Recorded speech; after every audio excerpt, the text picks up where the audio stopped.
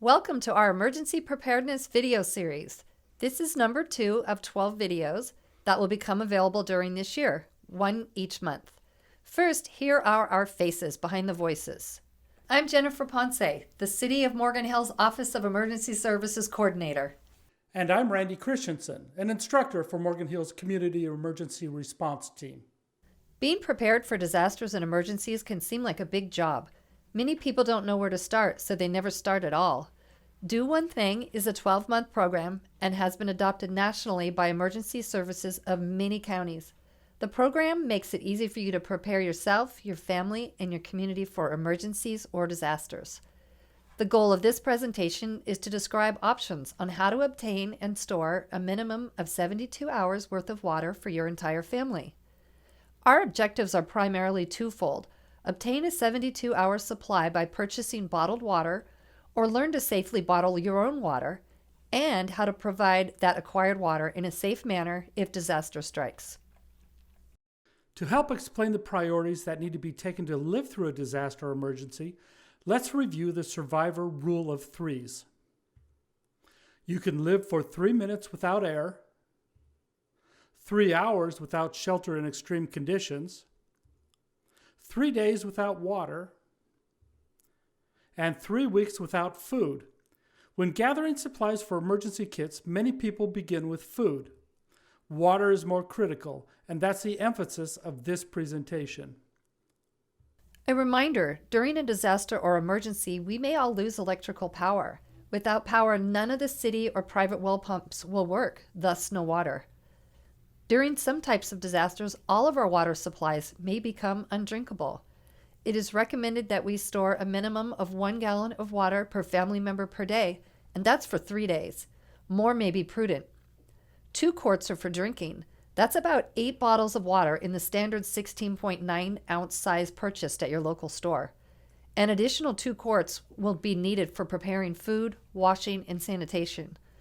Allow additional water if you're in a hot climate, you're storing for a child, or if there's a possibility of illness or pregnancy. If you have pets, you'll need to supply their water also. The amount will depend on the size of the animal. One route to take for obtaining your water storage is to just purchase the required number of 16.9 ounce water bottles. You won't need to disinfect it. As long as it's sealed, it's safe. Federal guidelines say that commercially bottled water is safe for 2 years. FEMA and CDC recommend that after 1 year, you replace it with new water. It has been found that sometimes there is a breakdown of the plastic and it leaches into the water. To keep the water tasting good, store it in a cool, dark place. Bottling your own water may be less expensive, but will take more time to prepare. City water is already treated, so no special requirements there. It will need to be rotated and replaced after 1 year. Some organizations recommend every 6 months. Each time you replace the water, you'll need to once again sanitize the container. If your water is coming from a private well, it will need to be disinfected. There are only 2 options recommended by the Environmental Protection Agency: disinfection using bleach and boiling. Bleach is a great disinfectant, as long as it hasn't gone bad. It's no longer an active disinfectant 6 months after being bottled. You can look up bottling date codes on the internet. To disinfect using bleach, apply 1/8 of a teaspoon, or 8 drops, to each gallon of water. The bleach needs to be at least 5.25% sodium hypochlorite. Do not use scented, gel, color safe, or bleaches with added cleaners. After the water has been treated with bleach, shake or stir it, and then let it stand open for 30 minutes. The water should have a slight smell of bleach. If it doesn't, repeat the dosage and let it stand open for another 15 minutes. If the water still doesn't have a slight smell of bleach, discard it and find a new water source. Boiling is a sure way to kill all active viruses and bacteria. It won't remove dirt and grime, but all of those nasty germs will be dead. Bring the water to an active rolling boil. It should boil for at least 1 minute. Some sources say 5 to 10 minutes. Let the water cool down before use.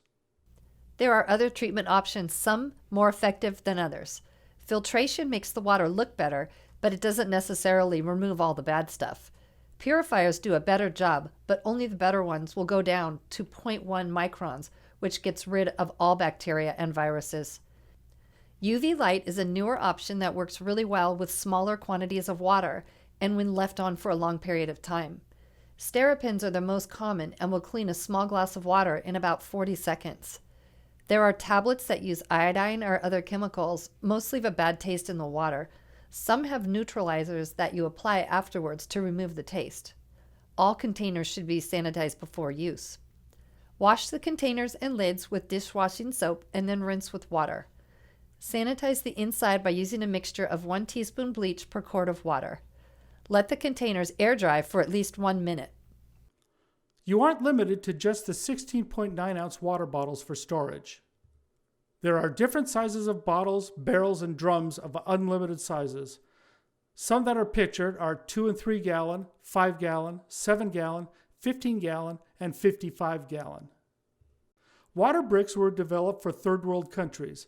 They are normally 5 or 7 gallons and can hold fluids or grains. They are interlockable and homes can be built with them. Tanks are larger and can range anywhere from 70 gallons on up. Pillows and bladders are flexible and can be placed in areas like under a bed. Indoor bladders are usually 55 gallons or less. Bladder tanks, meant for outdoors, can go up to 210,000 gallons. There are some containers that should not be used to store drinking water. Even though glass is actually best because it's non-porous, it is not recommended because of breakage. Don't use milk cartons. They don't seal well and are not meant for longevity. Only use stainless steel containers if you go the route of metal. Other metals may corrode or rust. Don't collect water for drinking from downspouts. Birds and other animals leave droppings on your roofs, and that could spread disease. Within our homes are vessels that store water. Your water heater normally stores between 30 to 50 gallons. After shutting off the main water input to your home, you can drain out the remaining water from the pipes. Ice in your freezer is a source. You can even freeze more water, which would not only be a drinking source, but will aid in keeping the freezer cold in the event of a power outage.